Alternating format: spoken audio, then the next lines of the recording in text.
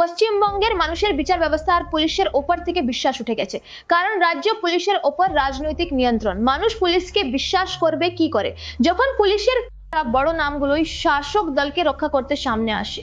একদম নতুন ঘটনাটা কলকাতা পুলিশের ডেপুটি কমিশনার শান্তনু সিনহা বিশ্বাসের। দেখুন, 19 এপ্রিল কলকাতায় বালিগঞ্জ এলাকার ফার্ন রোডে একটি বাড়ির বাইরে এনফোর্সমেন্ট ডিরেক্টরেটের অফিসাররা দাঁড়িয়ে, সঙ্গে কেন্দ্রীয় সশস্ত্র পুলিশ বাহিনীও আছে। এটা কোনো সাধারণ রেড না, এই বাড়িটা কলকাতা পুলিশের ডেপুটি কমিশনার শান্তনু সিনহা বিশ্বাসের। ইডির কলকাতা ইউনিট তার দুটো চত্বরে একসাথে হানা দেয়। এই কারবাই সোনা পাপ্পু আর জয় কামদার মানি লন্ডারিং কেসের আওতায় হয়। ওই দিন ওই সময়ে বেহালা এলাকায় আরো একটি রেড চলছিল সান এন্টারপ্রাইজেস এর ম্যানেজিং ডিরেক্টর JS কামদারের বাড়িতে। কামদার আগেও ইডির সম্মান উপেক্ষা করেছিলেন, তাই এজেন্সিকে সরাসরি কারবাই করতে হয়েছে। এটা শুধু দুটো হানা ছিল না, এটা একটা গোটা সিস্টেমের মুখোশ খোলার শুরু, যেখানে একজন গুন্ডা, ব্যবসায়ী আর পুলিশ অফিসার মিলে কোটি টাকার খেলা খেলছিল। আর এসব হচ্ছিল মুখ্যমন্ত্রী মমতা ব্যানার্জির নাকের ডগায়। এতে প্রথম নাম সোনা পাপ্পু ওরফে বিশ্বজিৎ পোদ্দারের, যে দক্ষিণ কলকাতার গ্যাংস্টার।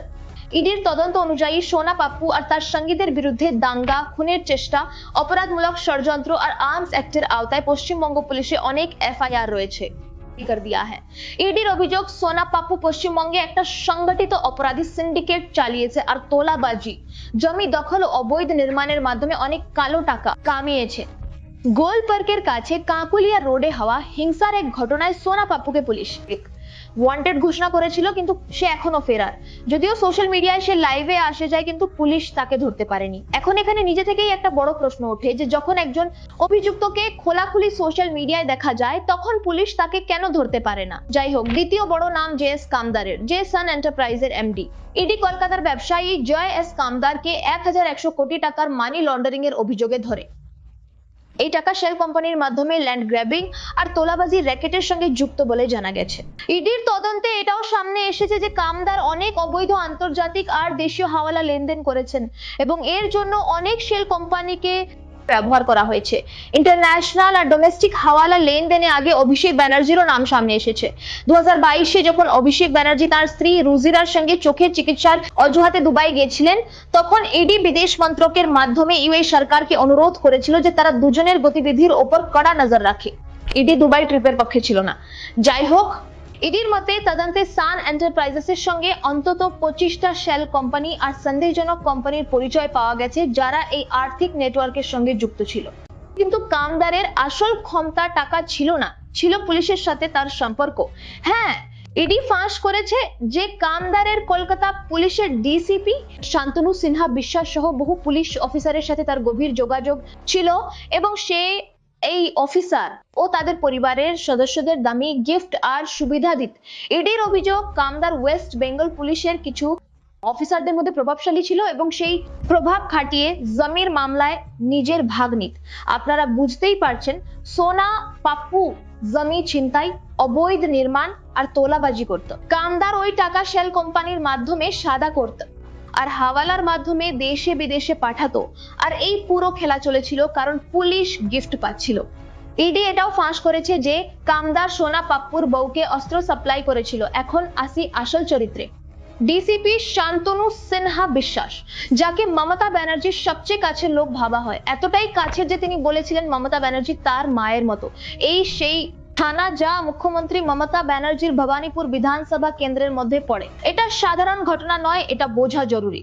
গত 9 বছর ধরে কালীঘাট OCর পোস্টিং কলকাতা পুলিশের সবচেয়ে গুরুত্বপূর্ণ, কারণ মুখ্যমন্ত্রী মমতা ব্যানার্জির বাড়ি এই থানার জুরিসডিকশনের মধ্যে পড়ে। কালীঘাট OC কে সবসময় CM এর সবচেয়ে কাছের পুলিশ অফিসারদের একজন বলে ধরা হয়। মানে কালীঘাট OC হওয়া মানে মমতা ব্যানার্জির ভরসার লোক। শান্তনু সিনহা বিশ্বাস এই পদে দীর্ঘদিন কাজ করেছেন এবং এই সময়েই তার সেই সব সম্পর্ক তৈরি হয় যা আজ তদন্তের আওতায়। ইডি সূত্রের মতে সিনহা বিশ্বাসের সোনা পাপ্পু আর জয় কামদার দুজনের সাথেই ভালো সম্পর্ক। শান্তনুর রাইজ দেখুন, তিনি ওয়েস্ট বেঙ্গল পুলিশ সার্ভিসের একজন প্রমোটেড অফিসার। বিশ্বাসকে সেপ্টেম্বর 2021-এ ইন্সপেক্টর থেকে অ্যাসিস্ট্যান্ট কমিশনার পদে প্রমোট করা হয়, কিন্তু তিনি কালীঘাট পুলিশ স্টেশন OC হিসেবেই কাজ চালিয়ে যান। মার্চ 2025-এ তাকে DCP পদে প্রমোট করে স্পেশাল ব্রাঞ্চে পাঠানো হয়। তবুও তিনি কালীঘাট পুলিশ স্টেশন থেকেই কাজ চালিয়ে যান। মমতা ব্যানার্জির প্রিন্সডুমে ঘনিষ্ঠ হওয়ার কারণে তাকে একই থানায় 8 বছর রাখা হয়। নরমালি 3 বছরের ব্যবধানে ওসি ট্রান্সফার হয়ে যায়। আর এর থেকেও বড় খুলাসা হলো যে 2022 সালে শান্তনু সিনহা বিশ্বাসকে রাজ্য সরকার ওয়েস্ট বেঙ্গল পুলিশ এবং কলকাতা পুলিশের মধ্যে সমন্বয়ের জন্য নোডাল অফিসার বানিয়েছিল। এটা একটা নতুন পোস্ট ছিল যা স্পেশালি তার জন্যই বানানো হয়েছিল। স্বয়ং বিশ্বাস তখন বলেছিলেন যে মমিতা মহোদয়া অর্থাৎ মমতা ব্যানার্জি আমাকে একটি দায়িত্ব দিয়েছেন। যখন একজন ওসি লেভেলের অফিসার বলেন যে ম্যাডাম দায়িত্ব দিয়েছেন, তখন রাজনৈতিক যোগাযোগটা বোঝাই যায়। এর মধ্যে একটা ভিডিও সামনে আসে যার পর বিজেপি অভিযোগ করেছিল যে DCP Sinha West Bengal police welfare কমিটির এক সম্মেলনে তার guardian chief minister Mamata Banerjee ও টিএমসির জয় নিশ্চিত করতে আবেদন করেন। একজন পুলিশ অফিসার যার সাংবিধানিকভাবে নিরপেক্ষ থাকা উচিত, তিনি প্রকাশ্যে একটি রাজনৈতিক দলের হয়ে প্রচার করেন। পুলিশের রাজনীতিকরণ যে কতটা গভীরে গেছে এর চেয়ে বড় প্রমাণ আর কি দরকার। এখন দেখুন, 1 এপ্রিল 2026-এ ইডি কলকাতায় 8টি চত্বরে অভিযান চালায়, যার মধ্যে 1.47 কোটি টাকা নগদ, 67.64 লক্ষ টাকার সোনা রূপার গয়না, ইনক্রিমিনেটিং ডকুমেন্টস, ডিজিটাল ডিভাইস, একটি ফরচুনার গাড়ি ও একটি লাইসেন্সবিহীন রিভলভার উদ্ধার হয়। ইডি এমন অনেক স্থাবর সম্পত্তিরও খোঁজ পায়, জমি এবং বাড়ি যা অপরাধমূলক কার্যকলাপ থেকে তৈরি বলে মনে হয়। তারপর 19 এপ্রিল ডিসিপি শান্তনুর বাড়িতে রেড, সেই দিনই জয় কামদারের গ্রেফতারি। 20 April ED DCP Shantanu Sinha Biswas এবং তার 2 ছেলেকে জিজ্ঞাসাবাদের জন্য তলব করে। ইডি আধিকারিকরা ডিসিপির বাড়ি এবং তার এক ছেলের কোচিং সেন্টারেও হানা দেয়। অর্থাৎ তদন্ত শুধু আধিকারিক নয়, তার পরিবার পর্যন্ত পৌঁছেছে। এই 3 জন মিলে একটি ইকোসিস্টেম বানায়, অপরাধ, টাকা পাচার ও সুরক্ষা। এবং সবচেয়ে গুরুত্বপূর্ণ প্রশ্ন, এইসবে মমতা ব্যানার্জির ভূমিকা কি?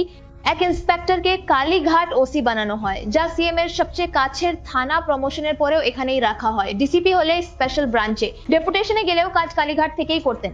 রাজ্য সরকার তার জন্য একটি নতুন পদ তৈরি করে। এই প্যাটার্ন একটাই জিনিস দেখায় যে আধিকারিক শাসক দলের রাজনৈতিক যন্ত্রের অংশ।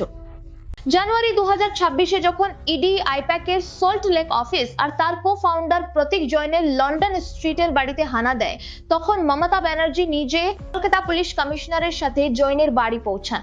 ভারতের ইতিহাসে প্রথমবার কোনো মুখ্যমন্ত্রী চলতি ইডি রেডকে এভাবে ডিসরাপ্ট করেন। এরপর কলকাতা পুলিশ ইডি অফিসারদের চিনতে সিসিটিভি ফুটেজ জোগাড় করতে থাকে। মানে যারা দুর্নীতির তদন্ত করছিল তাদের বিরুদ্ধেই এফআইআর হয়ে যায়। এই হলো সুরক্ষার আসল মুখ।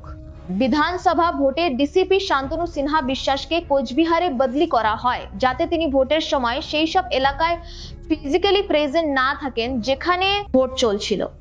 অর্থাৎ ইলেকশন কমিশনও জানে যে অফিসারের প্রভাব থাকে। এখন 2026-এর বিধানসভা ভোট শুরু হয়েছে, আর ঠিক এই সময়েই পুরো ব্যাপারটা সামনে এসছে।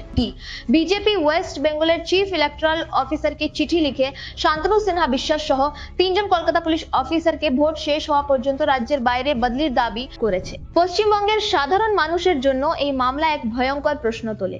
যে অফিসার সিএম এর বাড়ি পাহারা দিত, সেই যদি গ্যাংস্টারকে প্রোটেকশন দেয়, তবে ন্যায় কার কাছে চাইবো? যদি এক ডিসিপি লেভেলের অফিসার সংবিধানের শপথ নিয়ে ক্রিমিনাল সিন্ডিকেটের ব্যবসায়ী থেকে গিফট নেয়, তবে থানায় গিয়ে রিপোর্ট লেখানোর কি দরকার? যদি মুখ্যমন্ত্রী নিজে তদন্তকারী সংস্থার বিরুদ্ধে এফআইআর করালে জবাবদিহির আশা কোথায় রাখবো? সোনা পাপ্পুর বিরুদ্ধে এফআইআর ছিল, সে ফেরার। জয় কামদার বারবার ইডির সম্মান এড়িয়েছে, সে ঘুরে বেড়াচ্ছিল। ডিসিপি শান্তনুর প্রমোশন হচ্ছিল, পোস্টিংও ছিল পছন্দের। এটা সিস্টেমের ব্যর্থতা নয়, এটা সিস্টেমের ডিজাইন। আর এই ডিজাইনটা বোঝা পশ্চিমবঙ্গের ভোটারের জন্য খুব জরুরি। শান্তনু সিনহা বিশ্বাসের পলিটিক্যাল কন্ট্রোলের উপর আপনার কি মত? কমেন্ট করে জানান। ভিডিও ভালো লাগলে লাইক, শেয়ার ও সাবস্ক্রাইব করুন।